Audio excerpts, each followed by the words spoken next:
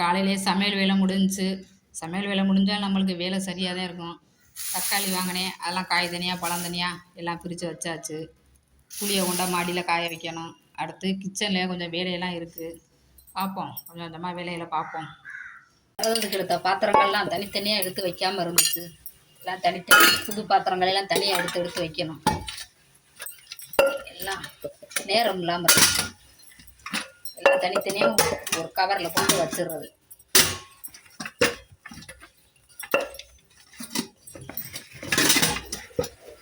போட்டு கட்டி வச்சிட்டோம்னா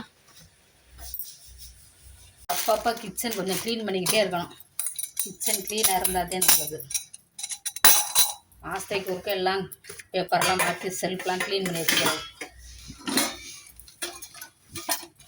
பூரா வேகத்துக்குள்ளே பார்க்கலாம் எடுத்து எடுத்து தனியாக வச்சுக்கிறோம்.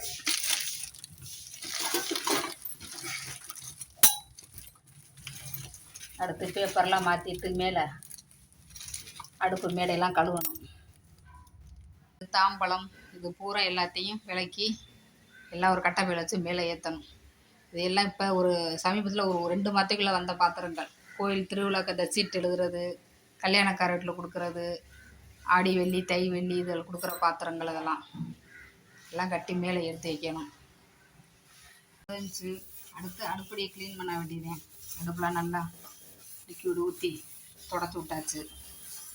தொடச்சிக்கிட்டே இருக்கேன். ஒரு 5 நிமிஷம் ஊறட்டும். அதுக்கப்புறம் தான் நீ மற்ற வேலைகள்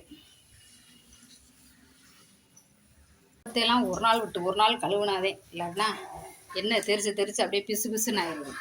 அதனால் டெய்லி ஒரு நாள் தொடச்சிடுறது.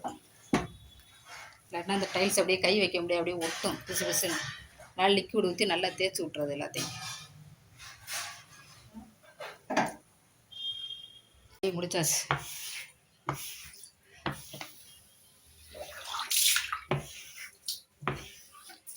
கிச்சன் வேலை முடிஞ்சு. நீட்டாக இருந்தாலே நம்மளுக்கு கொஞ்சம் திருப்தியாக இருக்கும். கொஞ்சம் கொசம்சான் இருந்தாவே ஒரு மாதிரியாக இருக்கும். க்ளீன் பண்ணாதே நம்மளுக்கு வேலையே புரியும். அடுப்பை நல்லா ஒரு காட்டன் துணி போட்டு நல்லா தொடச்சிடணும். நல்லா அப்போ தான் பழப்பழன்னு இருக்கும். அடுப்பை தொடச்சி விட்டு பொருட்கள்லாம் தூக்கி மேலே வச்சாச்சு. ஆகிட்டு சாப்பிட்லான்னு பார்த்தா மணி 12 போகுது. அதனால் பீட்ரூட்டை வேக வச்சு சூப்பு போட்டு குடிக்க வேண்டியதேன். இதே இன்னைக்கு காலை சாப்பாடு. பீட்ரூட் சூப் குடிக்கலாம்.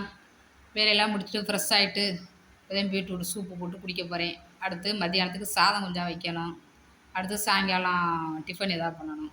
வீடியோ போடுறேன் பாருங்கள். தேங்க்யூ. உங்கள் வீட்டிலலாம் எப்படி இந்த மாதிரி தான் வேலை நடக்குமான்னு கமெண்ட்டில் சொல்லுங்கள்.